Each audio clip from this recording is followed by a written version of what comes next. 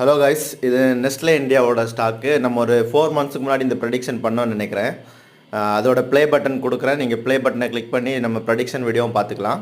So இது ஒரு simple channel pattern. சேனல்லேருந்து பிரேக் அவுட் ஆனோடனே மேலே ப்ரீவியஸ் ரெசிஸ்டன்ஸ் வரைக்கும் போகிறதுக்கு வாய்ப்பு இருக்குன்னு சொன்னேன்.